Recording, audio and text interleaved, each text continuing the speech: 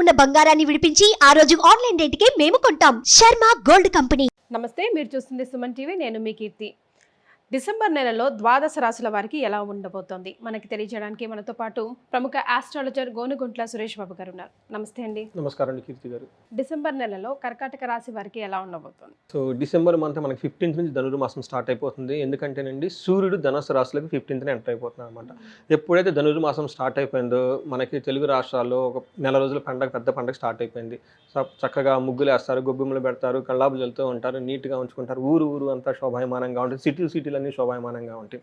ఇలాంటి చక్కటి ఈ మంత్ మనకి ధనుర్మాసం వచ్చేటప్పుడు విష్ణుమూర్తికి ఎంతో ప్రీతికరమైన మంత్ అండి.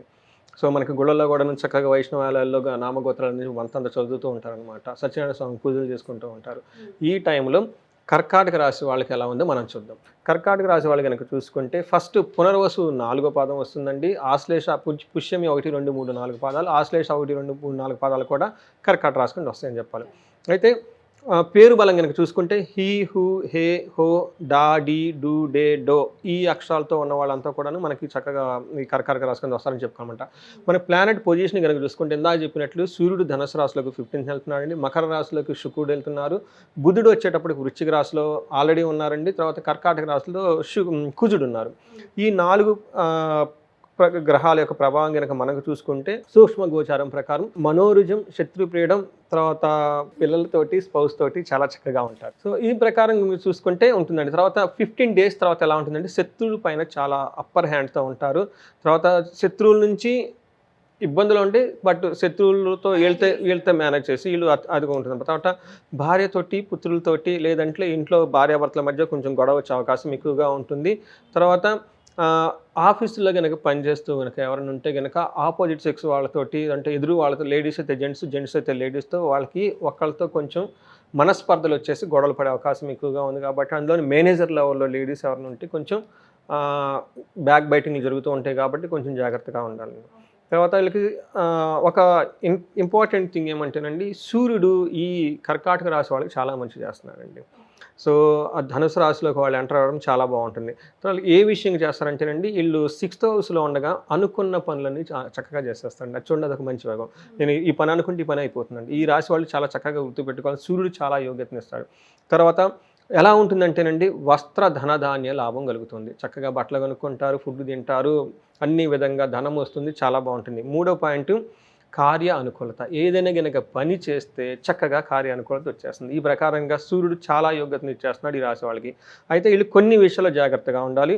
ఖర్చు విపరీతంగా అవుతుంది. అది కూడాను బంధువులకు, వాళ్ళ ఇంట్లో ఉన్న బంధువులకు కానీ ఎవరికైనా సరే రోగాలు వచ్చి ఆ రోగాల ద్వారా విపరీతంగా ఖర్చు డబ్బులు అవుతుందన్నమాట. హాస్పిటల్కి కానివ్వండి, లేదంటే దుబారా ఖర్చులు అవకాశం ఎక్కువగా ఉండి చాలా కేర్ఫుల్గా ఉండాలి. అయితే కుజుడు వీళ్ళకి కొంచెం ఇబ్బంది పెట్టే విధంగా ఉన్నారండి. ఏ విధంగా ఇబ్బంది అంటే యక్ష రాక్షస పీడలు అంటారు. అంటే ఏంటి, నైట్ పడుకున్నప్పుడు నిద్ర పట్టకపోవటం, పిక్కలు పట్టుకున్నట్లు ఉండటము, మిడ్ నైట్ లెగవటము, పీడకలాలు రావటము, ఈ టైపు అన్కంఫర్టబుల్గా బాడీలో ఉంటారు. అంత డీటెయిలింగ్ కూడా చెప్తుంది కదండి జ్యోతిష్యంలో. చూడండి ఎంత బాగా చెప్తున్నారు వాళ్ళు. వాహనాల వల్ల గాయాలయ్యే అవకాశం ఎక్కువగా ఉంటుంది. సడన్గా ఏదో ఒక టైంలో ఈ మంత్లో వాళ్ళ బ్లడ్ వాళ్ళే కళ్ళ చూసుకుంటారండి. కొంచెం జాగ్రత్తగా ఉండాలి. మైన్యూట్ టు మ్యాక్సిమం, మేబీ పిన్నిస్ అన్న గుచ్చుకోవచ్చు, లేదంటే కొంచెం పెద్దగా ఏమైనా ఓడుతుంది. వాళ్ళకున్న పర్టికులర్ లేడీస్ చాలా కేర్ఫుల్గా ఉండాలండి ఈ విషయంలో. తర్వాత వీళ్ళకి 4th హౌస్లో ఏమవుతుందంటే బంధువుల వల్ల, మిత్రుల వల్ల అప్పటిదాకా వీళ్ళు హ్యాపీగా లగ్జరీగా ఉన్న ఒక ఎన్విరాన్మెంట్లో నుంచి ఇబ్బంది పడే ఎన్విరాన్మెంట్లోకి వచ్చేస్తారు. ఓకే, 4th హౌస్ సుఖస్థానం అంటారండి. అంటే వెహికల్ బాగోలేకపోవటం, లగ్జరీగా వాళ్ళు కూర్చునే సీటు ఒక పొజిషన్ సరిగా లేకపోవటం, ఇంట్లో కానివ్వండి, కుటుంబంలో కానివ్వండి కొంచెం గొడవలు వచ్చేసి ఆ స్థానంలో కొంచెం ఇబ్బంది పడే అవకాశం ఎక్కువగా ఉంది. అంతేకాకుండా 8th హౌస్లో ఉండటంతో అనుకున్న దేశాంతరంలో ఉండే అవకాశం ఎక్కువగా ఉంది. వాళ్ళు ఉన్న పొజిషన్ కాకుండా వేరే ఫారిన్ కంట్రీలు అక్కడ చేసే అవకాశం ఎక్కువగా ఉంది. స్థాన నాశనం కూడా ఉంది. అప్పులు ఎవరైనా కనుక తీసుకుంటే ఈ టైంలో ఇబ్బందులు పడే అవకాశం ఎక్కువగా ఉంది. ఈ విషయంలో కొంచెం కేర్ఫుల్గా ఉండాలండి. తర్వాత మనకి శుక్రుడు అగైన్ వీళ్ళకి చాలా మంచి చేస్తున్నారండి. ఫస్ట్ శుక్రుడు ఏ విధంగా చేస్తుందంటే వీళ్ళకి మనసు చాలా సౌఖ్యంగా ఉంటుంది, ధనలాభం ఉంటుంది, వస్త్రలాభం ఉంటుంది, నూతన వస్తువులు ఖచ్చితంగా కొంటారండి ఈ వాళ్ళు. ఈ పండుగ సందర్భంగా విద్యార్థులకు చాలా అనుకూలంగా ఉంటుంది. అనుకున్న పనులన్నిటికీ చాలా చక్కగా చేసుకుంటూ వెళ్ళిపోతూ ఉంటారండి. వీళ్ళైతే మనకేమని చెప్తారంటే ఆపోజిట్ సెక్స్ వాళ్ళతో కనుక చాలా చక్కగా కోఆర్డినేట్ చేసుకొని వెల్ బ్యాలెన్స్డ్గా వెళ్ళిపోతారండి. అది జెంట్స్ కానీ లేడీస్ కానివ్వండి, అది ఒకటి గుర్తుపెట్టుకోవాలి. అయితే వీళ్ళకి 7th హౌస్లో ఉండటం ఏమవుతుందంటే అండి, భార్యకి లేదంటే భర్తకి ఓకే. లేదంటే వీళ్ళకి ఏమంటారంటే అభిప్రాయ బాధలు వచ్చే అవకాశం ఎక్కువగా ఉంది కాబట్టి చాలా జాగ్రత్తగా ఉండాలి. పర్టికులర్‌గా మనకి అంగగోచారం అనేది ఒక కాన్సెప్ట్ ఉందండి. ఈ కాన్సెప్ట్ ప్రకారం కనుక చూసుకుంటే పునర్వసు నక్షత్రం వాళ్ళకి 2 విషయాల్లో పునర్వసు నక్షత్రం వాళ్ళు కొంచెం కేర్‌ఫుల్‌గా ఉండాలి. ఎందుకంటే వీళ్ళకి ధన ప్రాప్తి ఉంది. కానీ మిగతా 3 విషయాలు ఛాలెంజింగ్ విషయం. ఒకటి హెల్త్ కాంప్లికేషన్స్ ఉన్నాయి. ఈ హెల్త్ కాంప్లికేషన్స్‌తో కాకుండా వాళ్ళు ఇంకొక వేరే విషయాల్లో చిక్కుల్లో పడిపోయేసి ముందుకి వెనక్కి వెళ్ళలేని ఒక స్థితిలో ఉండేసి స్తబ్దంగా ఉండి డైరెక్షన్‌లెస్‌గా ఉంటారు. దీనికి తోడు వీళ్ళకి మృత భయం కూడాను పట్టుకుంటుందండి. అంటే హెల్త్ బాగలేదు కదా! నేను చనిపోతానేమో, ఏమన్నా అవుతుందేమో అని ఒక మృత్యు గురించి భయపడే డిప్రెసివ్ మోడ్లోకి వెళ్ళిపోతారు. డిప్రెషన్ మోడ్‌లోకి వెళ్ళిపోతారండి. పునర్వసు నక్షత్రం వాళ్ళు కొంచెం కేర్‌ఫుల్‌గా ఉండాలండి. బట్ ఇది టెంపరరీ పీరియడ్ అండి. జస్ట్ మీరు ఈ టైంలో మెడిటేషన్ చేయటం, యోగా చేయటం, ఆధ్యాత్మికంగా గనుక ఉండగలిగితే పునర్వసు నక్షత్రం వాళ్ళకి చాలా బాగుంటుంది. తర్వాత పుష్యమి నక్షత్రం వాళ్ళు కనుక మనం చూసుకుంటే వీళ్ళకి కూడాను ఒక్క ధన ప్రాప్తి ఉందండి. వీళ్ళకి కూడాను మరణము, బంధనము, రోగము 3 విషయాలు కాంప్లికేటెడ్‌గా ఉంది కాబట్టి వీళ్ళు కూడా కొంచెం జాగ్రత్తగా ఉండాలి. ఆశ్లేష నక్షత్రం వాళ్ళకి బాగుంటుంది. ఏ విషయంలో బాగుంటుందంటే ఫస్ట్ ధన ప్రాప్తి. ఆశ్లేష నక్షత్రం వాళ్ళు ఎవరైనా కనుక నేను లాస్ట్ మంత్ కూడా చెప్పాను. ఎవరైనా ఫారిన్ వెళ్ళాలనుకుంటే ఇది బెస్ట్ టైం వాళ్ళకి. ఓకే. విదేశాగమనం అని చెప్పేసి ఫారిన్ వెళ్ళకుండా చాలా బాగుంటుంది.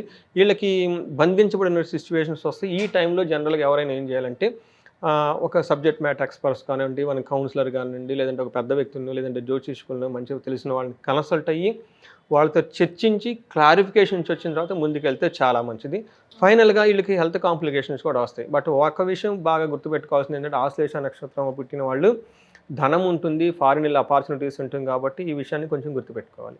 మనకి మృత్యు నక్షత్రాలు ఉంటాయండి. పుష్యమి నక్షత్రం వాళ్ళకి చాలా కేర్ఫుల్గా ఉండాలి. వీళ్ళకి రాహుకేతుల ఇంపాక్ట్ చాలా ఎక్కువగా ఉంది.